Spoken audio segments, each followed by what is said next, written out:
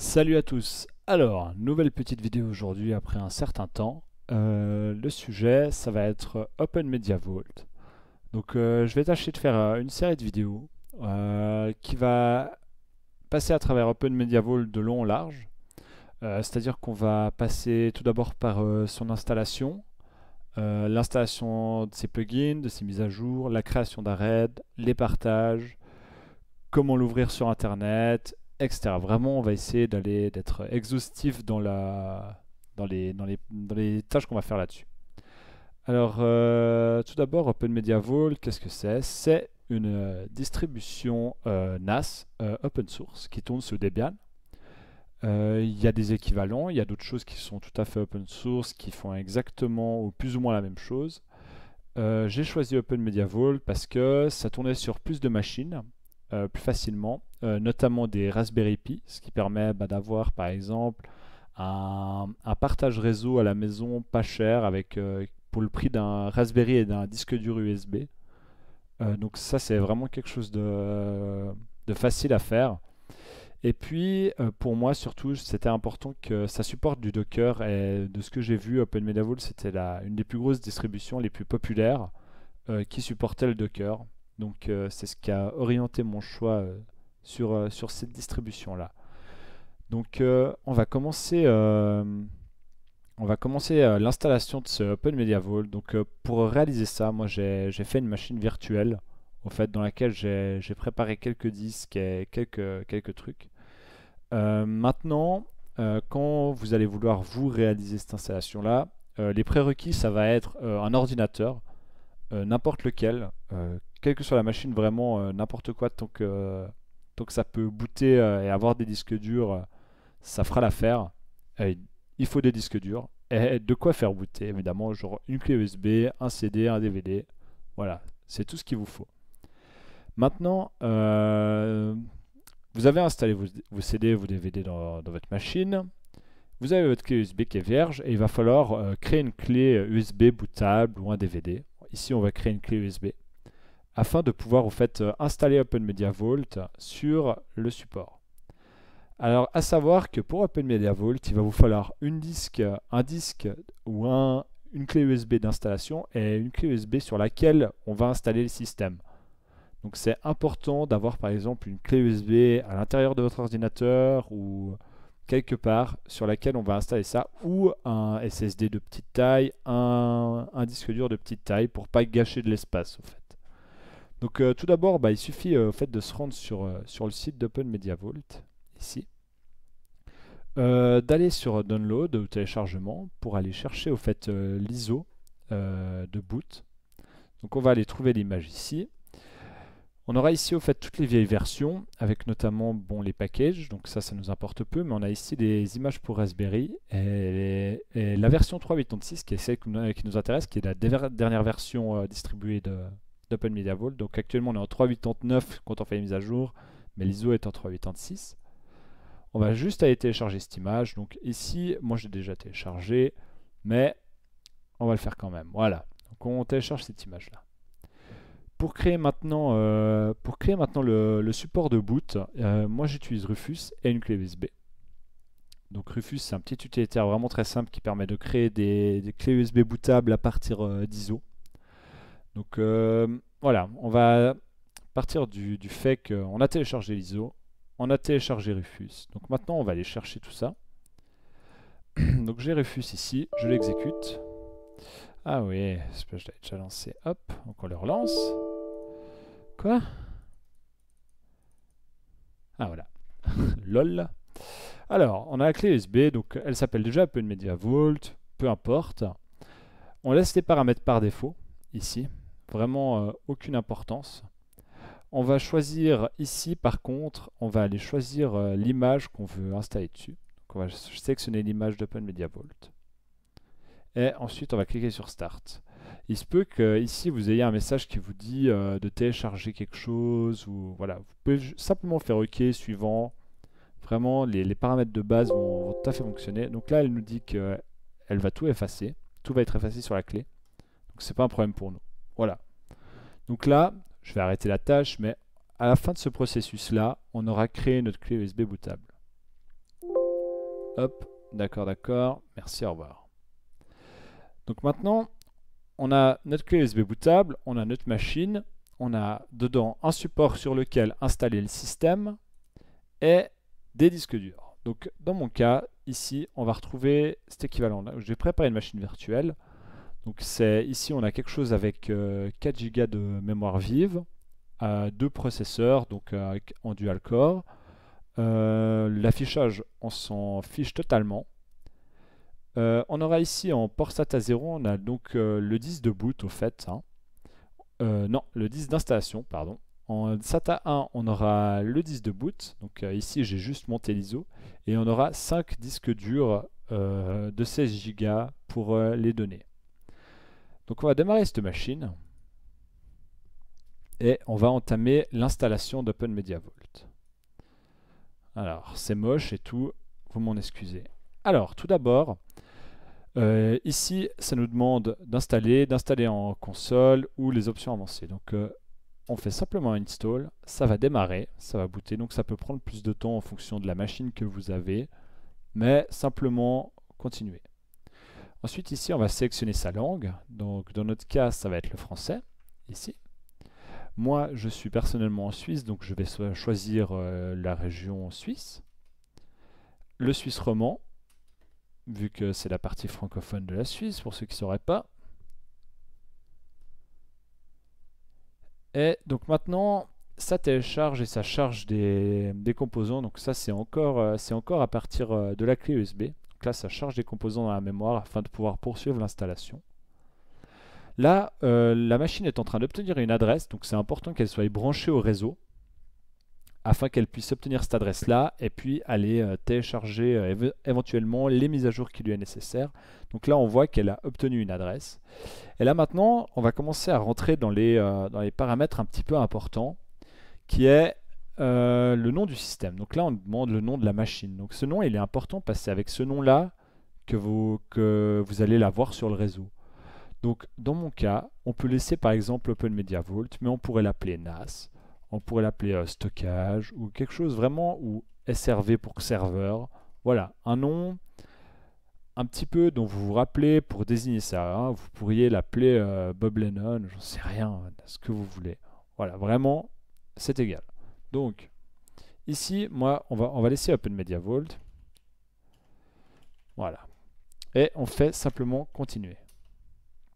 Le domaine, si vous n'en avez pas et que vous ne savez pas ce que c'est, vous pouvez totalement ignorer ce paramètre-là en laissant local. Maintenant, vous aurez ici à rentrer le mot de passe super utilisateur. Alors le mot de passe super utilisateur, c'est le mot de passe root, donc c'est clairement indiqué. Donc c'est le mot de passe vraiment de bas niveau pour la machine. Donc ici, je vais mettre un mot de passe dont je me souviens qui va, et pour vous, on va mettre mot de passe 1. Voilà, comme ça, on s'en souvient, et quand j'en parlerai, vous vous en souviendrez aussi. Donc, mot de passe 1. Il nous leur demande, évidemment en cas de faute de frappe, et continue à chercher ses paramétrages. Donc là, il nous dit qu'il a détecté au fait plusieurs stockages et qu'il va nous demander sur lequel on veut installer le système. Donc on fait continuer. Et là, on va voir au fait tous les disques que j'ai préparés.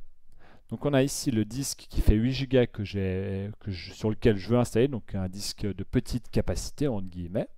Et ici les 5 disques qui vont être nos disques durs de stockage. Donc on veut évidemment installer ça sur SDA, ici, qui est le disque de petite capacité. Donc on sélectionne ça en faisant Enter, et l'installation du système se fait. À la fin de l'installation du système, ça va automatiquement au fait aller chercher les mises à jour qui pourraient être nécessaires. Donc on a juste à attendre que ça s'installe. Donc ça, de nouveau, hein, c'est un processus qui prend plus ou moins de temps en fonction de la capacité et de la rapidité de la machine, des supports sur lesquels vous installez. C'est évidemment pas le même temps si vous installez sur une clé USB en 2.0 que sur un SSD en SATA. Donc voilà, c'est toujours un peu... ici on est sur une machine virtuelle, donc généralement en plus ça va de toute façon vite. Tac, voilà, allez hop, termine ça.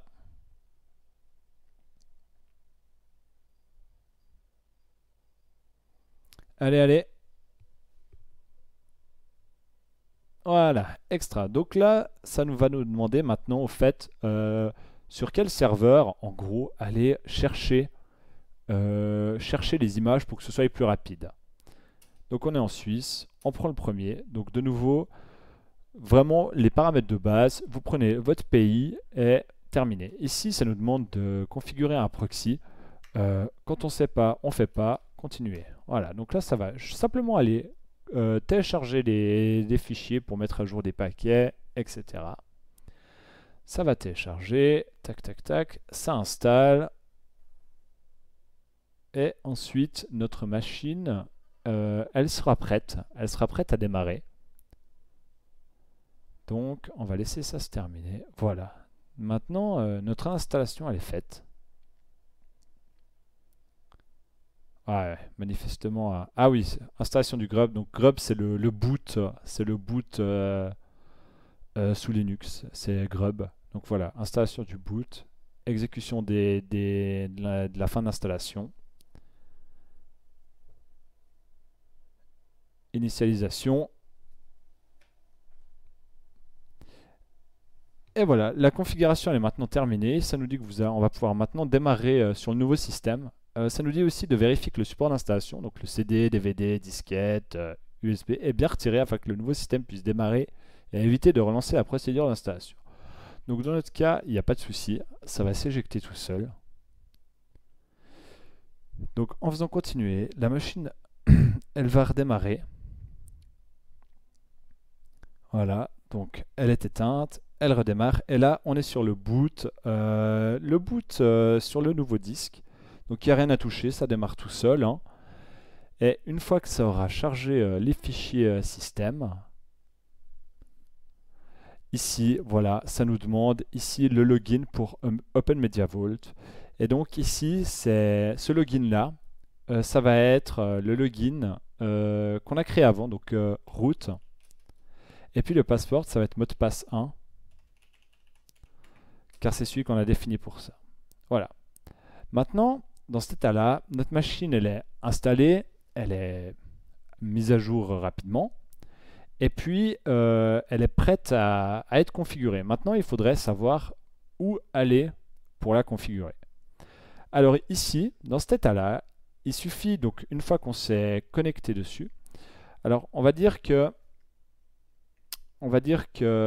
là, vous avez un écran branché à votre machine. D'accord? Donc ça vous permet de voir cet écran-là, évidemment. Donc si ici vous vous êtes connecté et vous faites ifconfig, vous allez obtenir à quelle adresse, vous ne pouvez pas voir avec la souris, mais c'est sous et0, la deuxième ligne, c'est marqué inetadr, et cette adresse-là, c'est l'adresse qu'a notre machine sur le réseau. C'est l'adresse qu'elle a obtenue en DHCP. Donc c'est à cette adresse-là qu'on va pouvoir se connecter dessus et la configurer. Donc ce que je vais faire là maintenant, je vais réduire cette fenêtre. Si je la ferme, la machine s'arrête, j'aurai donc plus accès. Mais je vais la réduire et on va continuer les configurations depuis un navigateur tout à fait normalement. Donc on va aller ici à l'adresse qu'on nous a indiquée avant, qui est 10.0.0.173 et on fait Enter. Ou c'était 173. Ah, 73, pas du tout 173. Hop. Voilà. Et là, on arrive sur la page au fait de login d'Open Media Vault par défaut. Donc, on va sélectionner la langue. Donc, ici, on a le français. Et en nom d'utilisateur, ici, le mot de passe, nom d'utilisateur et mot de passe de base, c'est admin. Et le mot de passe, c'est Open Media Vault comme ça. Voilà. Donc si on fait comme ça, voilà. Ça, c'est le login par défaut. Donc on se connecte. Voilà, donc maintenant, on a notre machine qui a démarré, qui est configurée, qui est prête à être configurée. Donc la première chose qu'on va faire, afin d'avoir un environnement sain pour commencer à préparer les choses, ça va être tout d'abord de la mettre à jour. Donc pour la mettre à jour, on va se rendre dans Update Management, ici. On fait vérifier, histoire que ça recherche les mises à jour. Donc ça prend plus ou moins de temps de nouveau. Par défaut, vous pouvez tout sélectionner.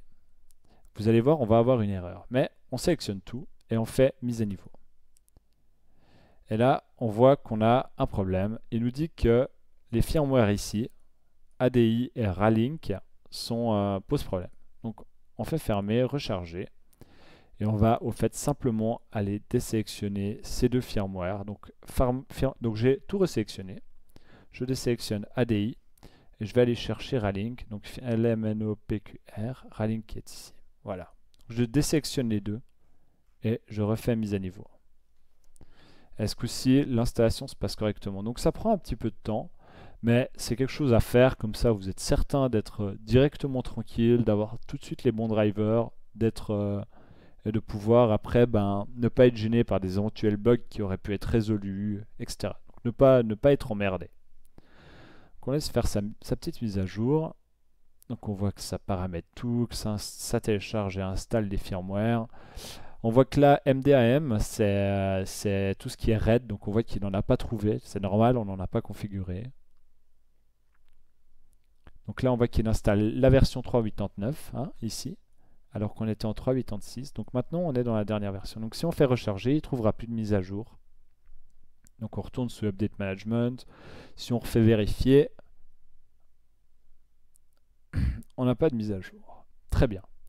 Maintenant, on va effectuer le paramétrage de base du NAS, histoire qu'on ait toujours une base solide pour continuer. La première chose importante à faire, c'est dans les paramètres réseau, ici, ça va être d'attribuer une adresse IP fixe à votre PC. Alors une adresse IP fixe, qu'est-ce que c'est? C'est une adresse qui ne va pas bouger, ce qui va permettre au fait d'atteindre votre NAS toujours du même endroit. En gros, il ne va pas changer d'identité réseau. Je ne sais pas trop comment expliquer, mais c'est en fait pour que vous retrouviez toujours, si vous redémarrez votre machine, vous la retrouviez toujours. Donc, généralement, quand vous avez une adresse en 192.168.0. quelque chose, vous pouvez considérer que les 10 premières sont libres. D'accord? Donc ça fait que de point 00 à point 10, ce serait des adresses libres, mais ce serait un espèce d'abus de langage, parce que 00 n'est pas une adresse utilisable, 01 sera certainement l'adresse de votre routeur. Donc moi, si vous avez une adresse comme ça, ou .1.1 par exemple, je vous conseille d'utiliser une adresse en .5. Moi, c'est ce que j'ai fait. Voilà. Donc vous prenez par exemple une adresse en .5. Si vous n'avez pas d'appareil qui ont des adresses IP fixes, vous allez être tranquille, donc il n'y a pas de souci. Ici, dans ce cas-là, je vais laisser .73 parce que je ne vais pas l'utiliser tout le temps. C'est pas trop grave si elle change d'adresse, vu que c'est pour un peu pour les démos, et je ne veux pas l'intégrer au milieu de mes plages. Mais pour paramétrer ça, vous venez au fait dans Interface. Donc ici, on est dans Réseau, Interface.